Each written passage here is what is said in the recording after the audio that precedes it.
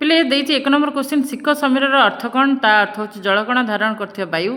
Second question था उत्कल मातार चक्षु कहार प्रदर्शन उद्भाषित ना ता आंसर है ज्ञान विज्ञान।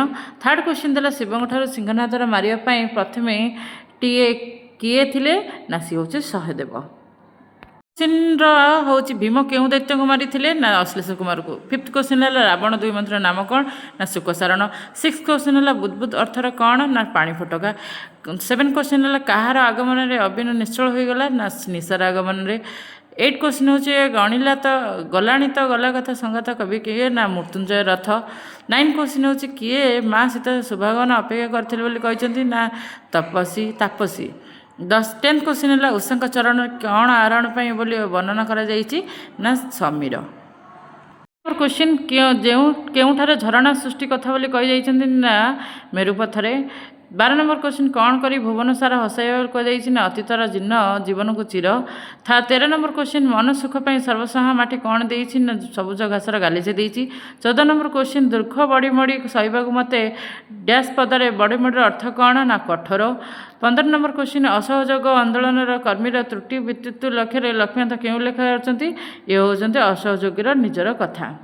नंबर क्वेश्चन हूँ क्योंटी लक्ष्मीकांत रचना ना चटक चंद्रहास चंपू। कि संवाद सत्य पल्लीग्रामर नरनारी भितर जाति धर्म निवेश कौन थाए ना नैतिक और स्नेह। 8 नंबर क्वेश्चन मनुष्य सबल युक्तिवादी जीव बोली कहबार ठीक नुहे। एक प्रबंधर कारण कौन ना से बहु परिमाणर गतानुगतिकर दास। 19 नंबर क्वेश्चन सभ्यता विज्ञान प्रबंध क्यों प्रतिकार आसी ना उत्कल साहित्य प्रतिकार। 20 नंबर क्वेश्चन प्राबंधिक मत जड़ विज्ञान केते भाग विभक्त ना 4 भाग विभक्त। 21 नंबर क्वेश्चन फकीरमोहन क्यों परी क्यों माने ओडिया भाषा चिंता करते से कौन कहला ना रिंग लीडर कहुला।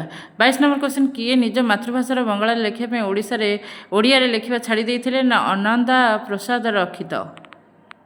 23 नंबर क्वेश्चन विवेकानंद सन्यास ग्रहण करने क्यों प्रथम प्रेरण करते केबे ना 1887। 24 नंबर क्वेश्चन मनुष्य को न बदल कौन भांगा सहज नुहे बोली प्रबंधक उल्लेख करते ना पुराण समाज। 25 नंबर क्वेश्चन क्यों नंबर क्वेश्चन क्यों पत्रिकार प्रकाशर वर्ष त्रुटियुक्त ना उत्कल साहित्य 1866 मसीह। 26 नंबर क्वेश्चन क्यों गंगाधर रचना नुहे क्योंटी ना यहाँ हूँ बसंत कुकिल। 27 नंबर क्वेश्चन गाल्पिक काठ गल्पर कौन देखा चाहिए ना शिक्षित मनुष्यर सठता और स्वार्थपरता। 28 नंबर क्वेश्चन शेष में काठ चिरियापी केते मूल्य देवा स्थिर होता 3 टका 12 अणा। 29 नंबर क्वेश्चन राजश्री देवी केते जन योद्धा को नहीं सम्मुख समर जावाई प्रस्तुत होते ना 14 जन। 30 नंबर क्वेश्चन मु कलिंग प्रजा प्रशंसा शुणा एठिकी डाकी ना एक किए कही ना एग्रा अशोक कही। 31 नंबर क्वेश्चन बेल अस्वस्थ बटपुक आरंभ क्यों ग्रंथर उजाई ना महाभारत।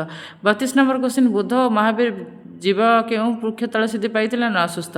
33 नंबर क्वेश्चन किए कलमटी बिक्री कर कथा पठित आज्ञार कहुई ना ये हूँ पूरबी।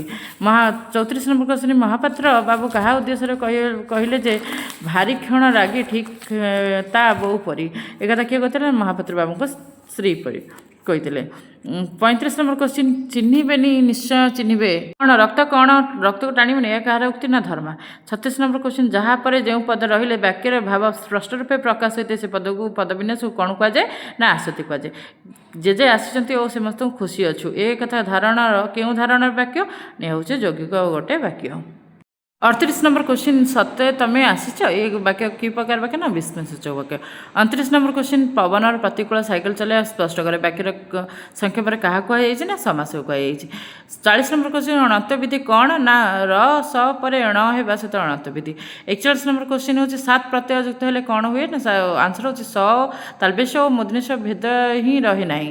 42 नंबर क्वेश्चन हूँ क्योंटे एक शुद्ध शब्द ना ए हूँ शुद्ध ना यज्ञ सेनी सरकार नरे दीर्घई। 43 नंबर क्वेश्चन देती तल लिखित शब्द शुद्ध रूप में किए ना सी हूँ डी गोलोक बिहारी बरस बी हरकरा रे दीर्घई। 44 नंबर क्वेश्चन हूँ चोखी रागर छंद संपर्क में क्यों वाक्य ठीक नुहे ना प्रथम 2 पादर 29 अक्षर थाए सेटा ठीक नुहे। 37 नंबर क्वेश्चन बरजीव रस दे मानस ए बरजीव मध्य ग्रास कौन ना कि अलंकार ना यहाँ हूँ अनुप्रास अलंकार। 46 नंबर क्वेश्चन उत्प्रेक्ष अलंकार कौन हुए ना प्रकृत वस्तु अप्रकृत वस्तु तर्कणा हुए।